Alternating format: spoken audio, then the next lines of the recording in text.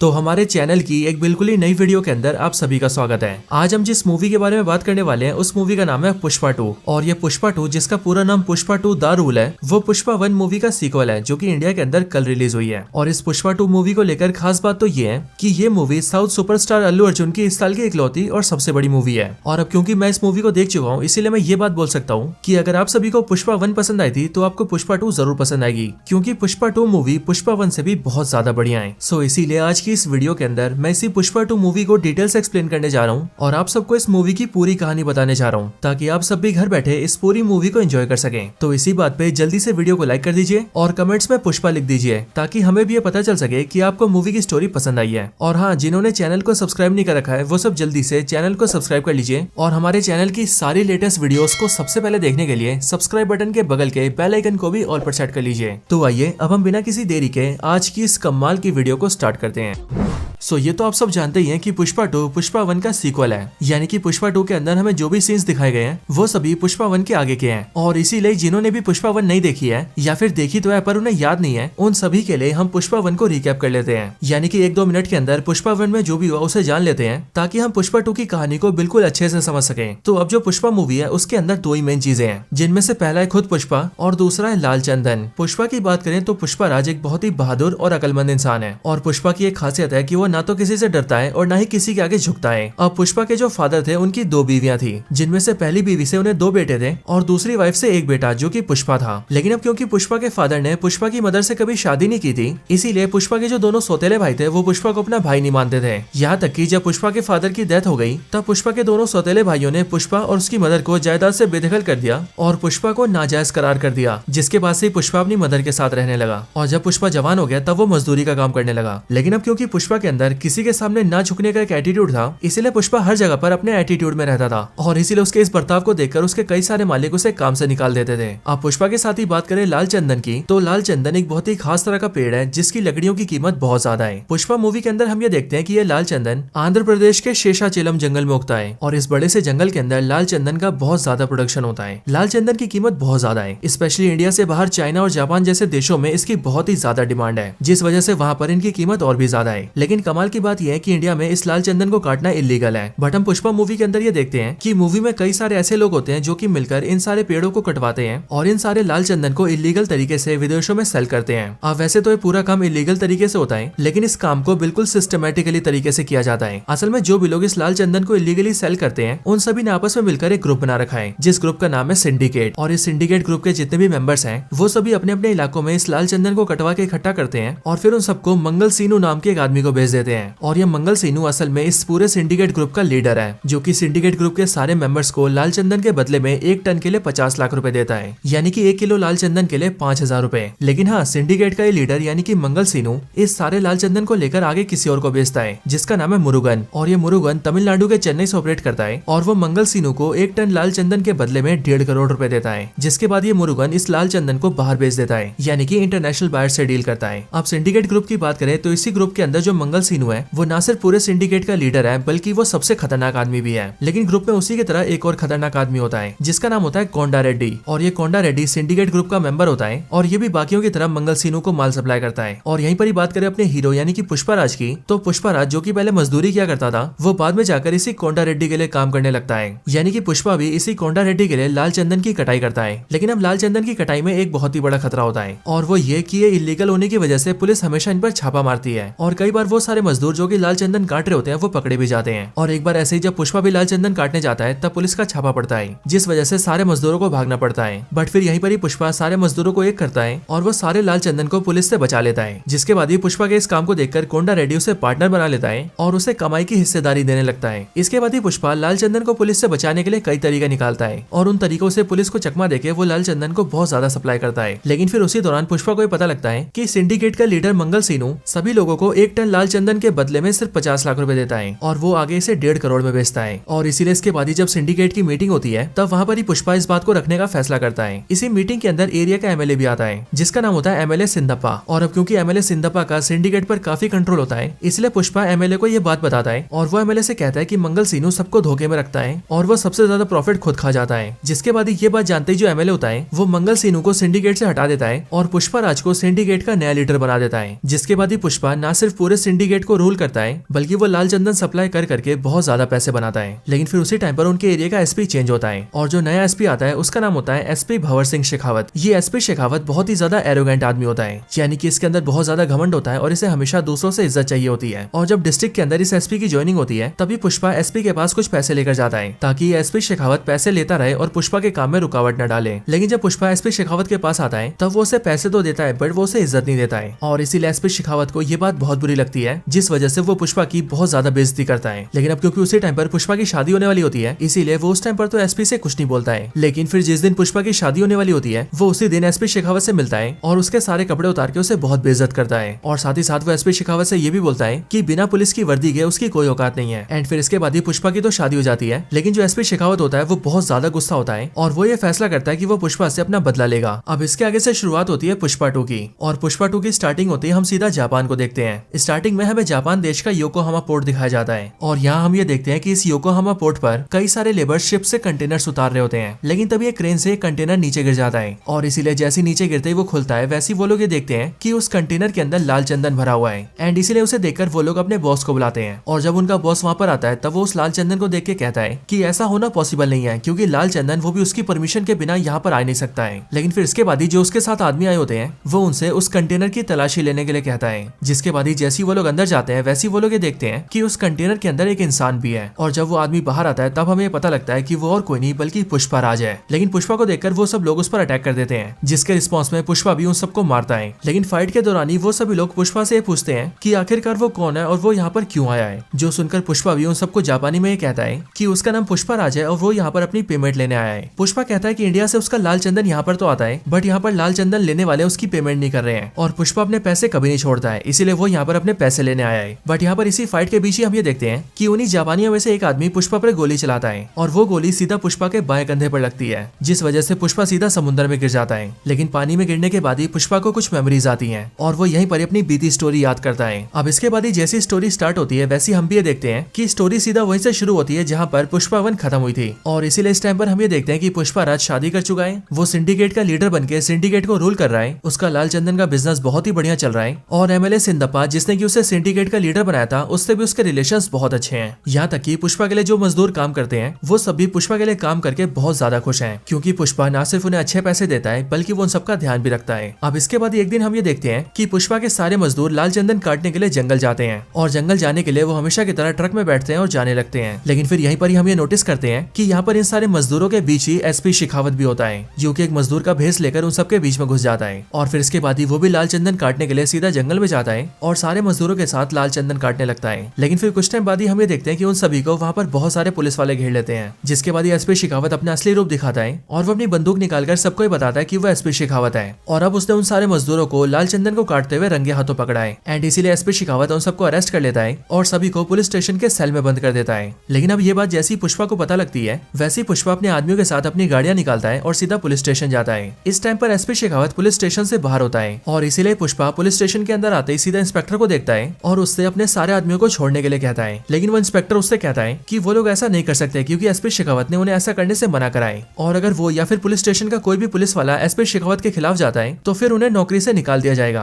अब पुष्पा जैसी ये बात सुनता है वैसे वो उन सबके लिए बहुत सारे पैसे लेकर आता है और वो पुलिस वाले जितनी सैलरी अपनी पूरी लाइफ में कमाते पुष्पा उन सबको उतने पैसे एक ही बार में दे देता है, जिसके बाद ही उस पुलिस स्टेशन के सारे पुलिस वाले पुष्पा के सामने हंसते हंसते अपना इस्तीफा दे देते हैं और बड़ी खुशी से पैसे लेकर वहाँ से चले जाते हैं और साथ ही साथ जाने से पहले वो पुष्पा के भी सारे आदमियों को छोड़ देते हैं, जिसके बाद पुष्पा अपने सारे आदमियों को छुड़ा कर ले आता है। और फिर जब कुछ देर बाद ही एसपी शेखावत पुलिस स्टेशन के अंदर जाता है तब वो ये देखता है कि पूरा पुलिस स्टेशन खाली है और ना तो वहाँ पर मजदूर है और ना ही पुलिस वाले हैं। एंड फिर जब एसपी शेखावत को सच्चाई पता लगती है कि यहाँ पर क्या क्या हुआ है और पुष्पा ने किस तरह से सारे पुलिस वालों को खरीद कर अपने आदमियों को छुड़ा लिया है, वैसे ये बात जानकर एसपी शेखावत बहुत ज्यादा गुस्सा होता है। अब इसके बाद अगले सीन के अंदर हम पुष्पा को देखते हैं जो कि सीधा जाकर एमएलए सिंदप्पा से मिलता है। यहाँ हम ये जानते हैं कि पुष्पा एमएलए सिंदप्पा की बहुत इज्जत करता है और ऐसा इसीलिए क्योंकि एमएलए सिंदप्पा ने पुष्पा को सिंडिकेट का लीडर बनाया था। यहाँ पर एमएलए सिंदप्पा पुष्पा से कहता है कि अब वो सीधा स्टेट के सीएम से मीटिंग करने जा रहा है क्योंकि अब कुछ ही टाइम में इलेक्शंस आने वाले हैं जिसके लिए उनकी पार्टी की मीटिंग्स चल रही है। लेकिन एमएलए सिंदप्पा पुष्पा से कहता है कि उसे भी उसके साथ चलना होगा, यानी कि वो दोनों ही जाकर सीएम से मिलेंगे। अब इसके बाद ही पुष्पा अपने घर आता है और अपनी वाइफ को बताता है कि वो सीएम से मिलने जा रहा है और इसीलिए श्रीवल्ली जैसी इस बात को सुनती है वैसी वो पुष्पा से कहती है कि जब वो सीएम से मिलेगा तब उसे सीएम के साथ एक फोटो खिंचवानी होगी,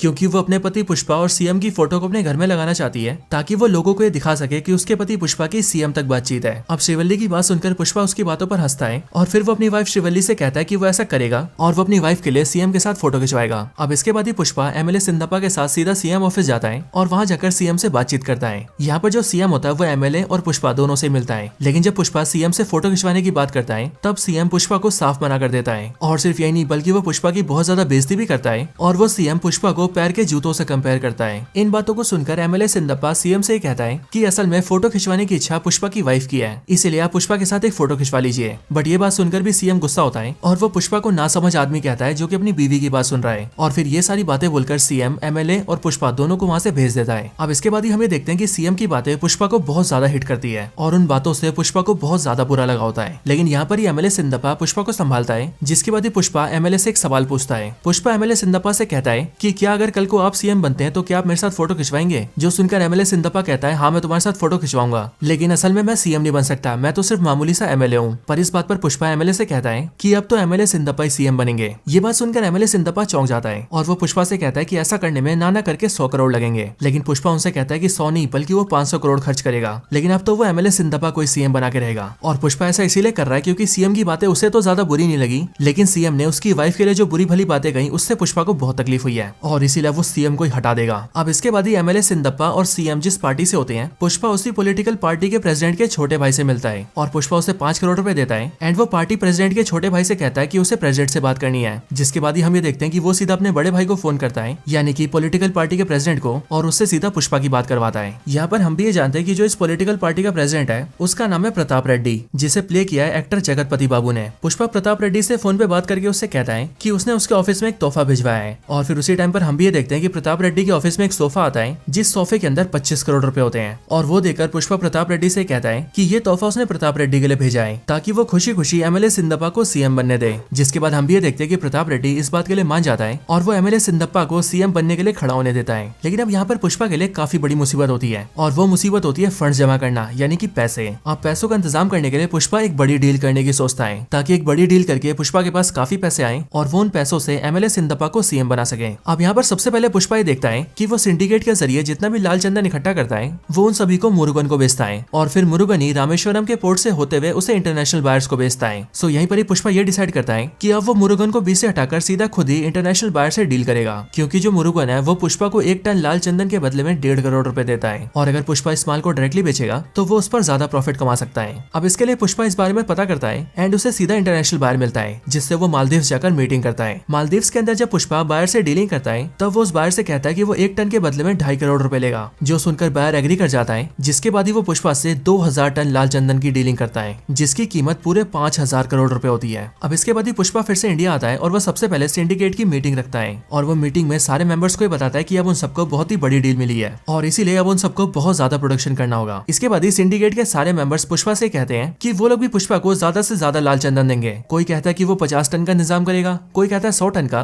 और कोई मेंबर कहता है कि वो 150 टन का इंतजाम करेगा। और इसके साथ ही साथ पुष्पा भी अपने प्रोडक्शन को बढ़ा देता है। इसके बाद ही पुष्पा एक जगह डिसाइड करता है जहाँ पर सारे सिंडिकेट के मेंबर्स को अपना लाल चंदन इकट्ठा करना होता है। लेकिन जिस दिन सारे मेंबर्स को अपना लाल चंदन इकट्ठा करना होता है उस दिन सब लोग तो इकट्ठा कर देते हैं, लेकिन जो एक मेंबर होता है उसके पूरे काफिले को एसपी शेखावत पकड़ लेता है और वो न सिर्फ उसके सारे लाल चंदन को जला देता है बल्कि वो उस मेंबर को भी जान से मार देता है ताकि एसपी शेखावत का खौफ सारे सिंडिकेट के मेंबर्स में रहे और ये बात सीधा पुष्पा तक पहुंचे। एंड फिर इसके नेक्स्ट सीन में हम ये देखते हैं कि ऐसा होता भी है। हम देखते हैं कि सिंडिकेट के सारे मेंबर्स एसपी शेखावत से बहुत ज्यादा डर जाते हैं और इसीलिए वो सब सीधा एमएलए सिंदप्पा से मिलते हैं एंड वो उससे कहते हैं कि वो एसीपी शेखावत और पुष्पा के बीच की लड़ाई को खत्म करें ताकि वो लोग अपना बिजनेस आराम से कर सकें। अब इसके बाद एमएलए सिंदप्पा सीधा एसीपी शेखावत के ऑफिस आता है और वो एसीपी शेखावत से पूछता है कि आखिरकार वो ये सब क्यों कर रहा है और उसे क्या चाहिए। ये सुनकर एसीपी शेखावत एमएलए से कहता है कि उसका लेना देना सिर्फ और सिर्फ पुष्पा से है। एक बार पुष्पा ने उसके कपड़े उतारकर उसकी बहुत बेइज्जती की थी और इसीलिए उसे उस बेइज्जती का बदला चाहिए एंड इसीलिए वो चाहता है कि पुष्पा उससे सबके सामने माफी मांगे और अगर पुष्पा ऐसा कर देता है तो एसीपी शेखावत उन सबको परेशान नहीं करेगा। अब ये सुनकर एमएलए सिंदप्पा सीधा पुष्पा के पास जाता है और वो पुष्पा को मना लेता है एंड वो पुष्पा से कहता है कि उसे बस एसीपी शेखावत को सॉरी बोलना है क्योंकि इसमें ही पूरे सिंडिकेट की भलाई है और पुष्पा को सिंडिकेट वालों के लिए इतना करना ही होगा। अब इसके बाद एक पार्टी रखी जाती है जिस पार्टी के अंदर सब लोग आते हैं, यानी कि बहुत सारे पुलिस वाले, सिंडिकेट के सारे मेंबर्स और जो लोग सिंडिकेट से जुड़े हुए हैं वो लोग भी। फिर यहाँ पर अपनी गाड़ी से पुष्पा भी आता है और वो यहाँ पर आकर एसीपी शेखावत को सॉरी बोलता है। जिसके बाद पुष्पा के मुंह से सॉरी सुन के एसीपी शेखावत बहुत खुश होता है और वो खुशी के मारे झूमने लगता है। और फिर इसके बाद एसीपी शेखावत सिंडिकेट के मेंबर से कहता है कि अब वो सिंडिकेट के किसी भी मेंबर को नहीं रोकेगा। अब वो अपना काम आराम से कर सकते हैं, बस उसे उसका कमीशन मिलना चाहिए। इधर पुष्पा यहाँ पर सॉरी बोलकर यहाँ से जाने लगता है, लेकिन जब पुष्पा अपनी कार से वहाँ से काफी दूर आ जाता है तब वो ये फैसला करता है कि पुष्पा किसी के सामने नहीं झुकता है और इसीलिए वो आज एसीपी शेखावत के सामने भी नहीं झुकेगा। एंड फिर यही सोचकर पुष्पा अपनी गाड़ी घुमाता है और वापस फिर से उसी पार्टी में आता है। यहाँ पर हम ये देखते हैं कि एसीपी शेखावत अपनी गाड़ी में बैठ रहा होता है, लेकिन तभी पुष्पा तेजी से अपनी गाड़ी से उसकी गाड़ी को टक्कर मारता है, जिस वजह से एसीपी शेखावत की गाड़ी टकराती है और एसीपी सीधा स्विमिंग पूल में गिरता है और उसके स्विमिंग पूल में गिरते ही पुष्पा पूल में मूत देता है। अब एसीपी शेखावत जैसे ये सब देखता है वैसे वो गुस्से से आग बबूला हो जाता है, लेकिन तभी पुष्पा एसीपी शेखावत से कहता है कि वो उससे कोई सॉरी नहीं बोलने वाला है। वो पुष्पा है, पुष्पा राज, जो कि किसी के सामने नहीं झुकता। और ये बोलने के साथ ही पुष्पा एसीपी शेखावत को चैलेंज भी देता है। वो एसीपी शेखावत से कहता है कि उसके पास 2000 टन लाल चंदन है और वो अगले सोमवार की सुबह सुबह उसकी डीलिंग करने के लिए चेन्नई जा रहा है और चेन्नई जाकर वहाँ से वो सीधा रामेश्वरम पोर्ट होते हुए उसे इंटरनेशनल बायर को भेज देगा। और इसीलिए अगर एसीपी शेखावत के अंदर दम है तो वो उसे रोक कर दिखा दे। और फिर ये बोलकर पुष्पा वहाँ से चला जाता है। अब इसके लिए हम ये देखते हैं कि एसीपी शेखावत पूरे शहर की सारे रोड्स को ब्लॉक करवा देता है ताकि पुष्पा वहाँ से अपने माल को बाहर न ले जा सके। लेकिन यहाँ पर एसीपी शेखावत ये नोटिस करता है कि सड़क के बगल में जो नदी है उसका पानी बहुत कम हो चुका है और इसीलिए वो ये समझ जाता है कि हो ना हो पुष्पा उसी नदी के जरिए अपने ट्रक्स को निकालेगा। और कुछ टाइम बाद हमें भी ये पता लगता है कि एसीपी शेखावत बिल्कुल सही है, क्योंकि पुष्पा ने अपने सारे ट्रक्स को नदी के जरिए भेजा होता है। आगे एसीपी शेखावत जल्दी से उन सारे ट्रक्स को घेर लेता है और लाल चंदन से भरे हुए सारे ट्रक्स को पकड़ लेता है। लेकिन फिर कुछ टाइम बाद ही उसे ये पता लगता है कि पुष्पा ने उसे चकमा दे दिया है और ऐसा इसीलिए क्योंकि एसीपी शेखावत ने जो भी ट्रक्स पकड़े होते हैं उन सभी के अंदर पुष्पा ने मामूली लकड़ी रखी होती है, वो भी लाल पेंट करके। और इस तरह से एसीपी शेखावत को चकमा देके पुष्पा अपने 2000 टन लाल चंदन को इंडिया से बाहर निकाल देता है और अपने इंटरनेशनल बायर को बेच देता है। इधर एसीपी शेखावत को जब ये पता लगता है कि वो सारी लकड़ी नकली है तब वो बहुत ज्यादा गुस्सा होता है और गुस्से में आग बबूला होकर वो सारी लकड़ियों को जला देता है। और हाँ दोस्तों, एसीपी शेखावत इन सारी लकड़ियों को जिन गोदाम के अंदर जलाता है वहाँ पर वो खुद भी अपने आप को जलाकर खत्म कर लेता है और हमें ऐसा दिखाया तो जाता है कि उसने आत्महत्या कर लिया है। लेकिन दोस्तों मेरा ही मानना है कि एसपी शेखावत अभी भी जिंदा है एंड वो आगे फिर से आएगा। लेकिन अब इसके आगे की बात करें तो अगले सीन के अंदर हम ये देखते हैं कि अब पुष्पा की डील होने के बाद उसके पास बहुत सारे पैसे आते हैं और इसीलिए वो इलेक्शंस के अंदर बड़े आराम से एमएलए सिंदप्पा को सीएम बनवा देता है। एमएलए सिंदप्पा जैसे सीएम बनता है वैसे वो बहुत ज्यादा खुश होता है और इसीलिए वो पुष्पा से मिलने सीधा उसके घर आता है और घर आकर वो पहले पुष्पा के साथ खाना खाता है एंड फिर वो पुष्पा की वाइफ और उसकी पूरी फैमिली के साथ फोटो खिंचवाता है। अब इन सब के बाद ही हम ये देखते हैं कि पुष्पा के गाँव में एक फेस्टिवल आता है और इस फेस्टिवल को सेलिब्रेट करने के लिए गाँव के सारे लोग मंदिर जाते हैं, जहाँ पर पुष्पा, उसकी वाइफ और उसकी मदर भी आते हैं। और यहाँ पर हम ये भी नोटिस करते हैं कि इसी फेस्टिवल के अंदर पुष्पा के दोनों सौतेले भाई भी अपनी फैमिलीज के साथ आते हैं। बट यहाँ पर ही पुष्पा की वाइफ अचानक से बेहोश हो जाती है और जब कुछ लेडीज पुष्पा की वाइफ को हैंडल करते हैं तब उन्हें पता लगता है कि असल में पुष्पा की वाइफ प्रेग्नेंट है और पुष्पा फादर बनने वाला है। अब पुष्पा को ये बात जानकर बहुत ज्यादा खुशी होती है और इसीलिए वो काली माता की ड्रेस में वहाँ पर डांस भी करता है और पुष्पा के साथ साथ सारे गाँव वाले भी नाचते हैं। लेकिन अब इसी फेस्टिवल के अंदर हम ये देखते हैं कि यहाँ पर कुछ बदमाश लड़के आ जाते हैं और वो पुष्पा के बड़े भाई, जिसका नाम मोहन होता है, उसकी बेटी को छेड़ने लगते हैं और उसकी बॉडी से उसके कपड़ों को खींचने लगते हैं। और इसीलिए जैसी पुष्पा ये नोटिस करता है वैसे वो उन सारे गुंडों को बहुत मारता है और खुद को बचाने के लिए पुष्पा की भतीजी पुष्पा को थैंक यू भी बोलती है। और हमने पूरी मूवी के अंदर ये भी नोटिस किया होता है कि पुष्पा के इस बड़े भाई की बेटी पुष्पा को हमेशा ही पुष्पा चाचा कहती है। लेकिन यहाँ पर जैसे उसका फादर आता है यानी कि पुष्पा का बड़ा भाई, वैसे वो पुष्पा पर बहुत ज्यादा गुस्सा होता है और वो अपनी बेटी को चाटा मारता है एंड साथ ही वो पुष्पा से ये भी कहता है कि वो चाहे कुछ भी कर ले, वो हमारी फैमिली से नहीं जुड़ सकता है। ये बातें सुनकर पुष्पा को बुरा लगता है और इसीलिए वो अपनी फैमिली को लेकर वहाँ से चला जाता है। बट फिर उसके बाद ही पुष्पा का वो बड़ा भाई यानी कि मोहन उन सभी लोगों के सर के बाल कटवा देता है और उन सबको गधे पे बिठा के घुमाता है, जिस वजह से उन सारे लड़कों को बहुत ज्यादा गुस्सा आता है। लेकिन अब इसके बाद ये दिन बीत जाता है। बट कुछ दिन बाद ही हम ये नोटिस करते हैं कि वो सब जो लड़के हैं जिन्हें पुष्पा ने पीटा था वो सब अपना बदला निकालने के लिए पुष्पा के बड़े भाई की बेटी को किडनैप कर लेते हैं। और अब क्योंकि पुष्पा के बड़े भाई ने उन सबको गंजा करके गधे पे बिठाया था, इसीलिए वो लोग उसे फोन करके कहते हैं कि वो भी अब टीवी पर आएगा और लाइव टेलीकास्ट करके बीचों बीच रोड पे अपने आप को टकला करेगा। ये बातें जानकर पुष्पा के बड़े भाई की जो वाइफ होती है यानी कि पुष्पा की भाभी, वो सीधा पुष्पा के घर आती है और ये सारी बातें पुष्पा को बताती है। और पुष्पा को जैसे ये पता लगता है कि उसकी भतीजे को किडनैप कर लिया गया है, वैसे ही पुष्पा बहुत ज्यादा गुस्सा होता है और वो अपने लोगों को लेकर सीधा मीडिया हाउस जाता है और वहाँ पर खुद को लाइव टेलीकास्ट करते हुए सबके सामने ऐलान करता है कि जिसने भी उसकी भतीजे को किडनैप किया है वो चुपचाप उसकी भतीजे को वहीं पर छोड़ दे जहाँ से उसने उसे उठाया है, और अगर वो ऐसा नहीं करता है तो पुष्पा एक एक आदमी को चुन चुन के मारेगा। अब इसके बाद ही वो लड़का जिसने लड़की को किडनैप किया था वो सीधा पुष्पा को फोन करता है और वो पुष्पा से कहता है कि वो उसे एक एड्रेस दे रहा है जिस एड्रेस पर वो उस लड़की के साथ है और अगर पुष्पा को उसे बचाना है तो वो पुष्पा को बचाने के लिए वहाँ पर अकेला है। लेकिन इसी टाइम पर हम दूसरी साइड ये भी देखते हैं कि पुष्पा के इस लाइव टेलीकास्ट को पार्टी के हेड प्रताप रेड्डी ने भी देखा होता है और इसीलिए ये देखकर वो सीधा एमएलए सिंदप्पा को बुलाता है जो कि अब सीएम बन चुका है एंड उसे अपने ऑफिस बुलाकर वो उससे कहता है कि आखिर ये पुष्पा क्या कर रहा है। जिस पर एमएलए सिंदप्पा या फिर यूं कहें सीएम सिंदप्पा उसे बताता है कि असल में एक बदमाश अपने कुछ साथियों के साथ उसकी भतीजी को उठाकर ले गया है और इसीलिए पुष्पा उसे मारने जा रहा है। बट ये बात सुनते प्रताप रेड्डी सिंदप्पा से कहता है कि असल में जो लड़का पुष्पा की भतीजी को उठाकर ले गया है वो और कोई नहीं बल्कि उसके छोटे भाई का इकलौता इकलौता बेटा है और अपने उस भतीजे से उसे भी बहुत प्यार है और इसीलिए वो जो चाहे वो कर सकता है। इसीलिए प्रताप रेड्डी सिंदप्पा से कहता है कि वो पुष्पा को फोन करके कहे कि वो ऐसा ना करे और वो उसके भाई के बेटे से दूर रहे।